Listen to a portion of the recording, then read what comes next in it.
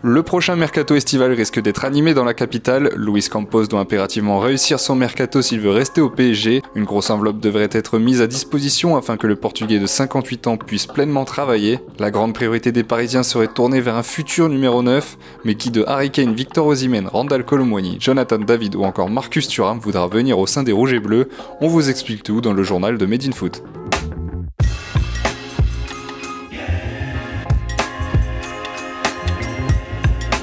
Les deux derniers mercatos des Parisiens n'ont pas été à la hauteur des attentes. Seul recrue offensif de la saison, Hugo Ekitike ne s'est pas montré au niveau et les supporters lui ont rapidement fait ressentir. Le conseiller sportif du Paris Saint-Germain, Luis Campos, s'active déjà pour rattraper ses erreurs et tenter de réaliser le meilleur mercato possible. Bonne nouvelle pour l'ancien directeur sportif du LOSC, les moyens financiers du PSG ne devraient pas être limités par le fair play financier, laissant l'opportunité de recruter de très grands joueurs. Le conseiller sportif du PSG est déjà au travail et l'une de ses priorités serait de recruter un attaquant pour que Kylian Mbappé soit mis dans des bonnes dispositions. Plusieurs noms reviennent souvent ces derniers temps dans les médias. La liste prioritaire de Luis Campos contiendrait 5 attaquants, parmi lesquels nous pouvons retrouver 2 Français, Marcus Thuram et Randal Kolo Muani. Le premier sera libre au mois de juillet puisqu'il ne prolongera pas avec le Borussia Mönchengladbach et pourra donc choisir sa prochaine destination cet été. Quant à Randal Kolo Muani, la piste semble être très sérieuse, auteur d'une incroyable saison en Bundesliga avec 13 buts et 10 passes décisives et d'une Coupe du Monde remarquable. L'attaquant de l'Eintracht Francfort ne laisserait pas indifférent la direction parisienne. Cette dernière voudrait reformer le duo Kolo Muani et Mbappé qui avait brillamment fonctionné dans les 2 dernières rencontres du Mondial au Qatar. D'après les informations de RMC Sport,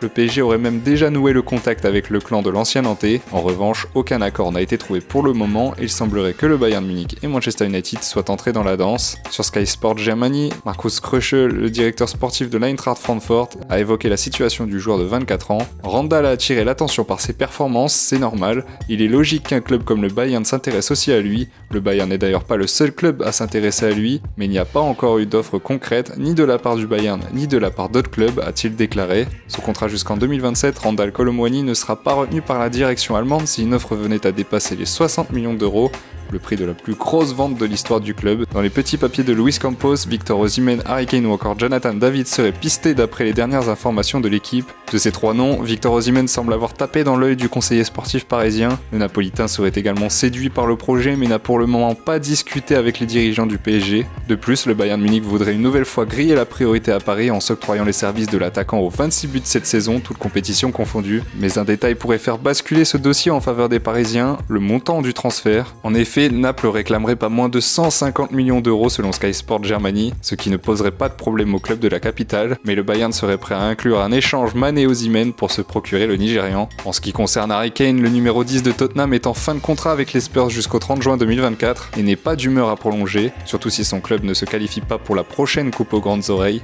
Le PSG, en quête d'un pur finisseur, pourrait trouver chaussure à son pied avec l'attaquant anglais, mais Manchester United serait également intéressé par le profil du joueur de 32 ans. D'après le quotidien britannique The Telegraph, les dirigeants des Spurs ne voudraient pas céder Harry Kane à un autre club anglais. Ils exigeraient pas moins de 112 millions d'euros pour le lâcher à un concurrent local. Mais une bonne nouvelle se profile pour Luis Campos puisque Tottenham pourrait revoir son tarif à la baisse pour les clubs étrangers. 90 millions d'euros serait le prix fixé pour les clubs hors Angleterre. Enfin, Jonathan David pourrait aussi faire partie du projet parisien. L'attaquant des Dogs est sous contrat jusqu'en juin 2025 mais pourrait quitter le Nord dès cet été au vu de la magnifique saison qu'il est en train de réaliser. Le LOSC a prévu le coup et réclamerait plus de 60 millions d'euros. Le problème pour le PSG provient une nouvelle fois de l'autre côté du Rhin puisque le Bayern serait aussi dans le coup. La liste est donc assez longue pour trouver le futur compère de Kylian Mbappé en attaque. Pour autant, certaines pistes semblent être plus complexes que d'autres. Tout d'abord, celle d'Harry Kane va dépendre d'un grand nombre de facteurs, dont celui de la nomination du prochain coach des Spurs, qui pourrait contrarier les chances de le recruter. Pour Victor Osimhen et Jonathan David, tout va dépendre du Bayern Munich, qui semble avoir aussi fait de ces 2 hommes ses priorités en attaque. Après son départ du FC Nantes, Randal Kolo Muani a l'opportunité de revenir dans son pays pour jouer aux côtés de Kylian Mbappé. Néanmoins, il a l'air de s'épanouir en Bundesliga. Là aussi, le PSG va devoir user de sa capacité de dissuasion pour faire venir le jeune prodige. La piste la plus réalisable à cet instant semble être celle de Marcus Thuram. Le vice-champion du monde 2022 est libre de s'engager où il le souhaite et si le PSG veut l'attirer, il ne serait pas impossible qu'il accepte afin de revenir en France. Et toi, qui vois-tu au poste d'avant-centre au PSG l'année prochaine? Écris-le nous en commentaire.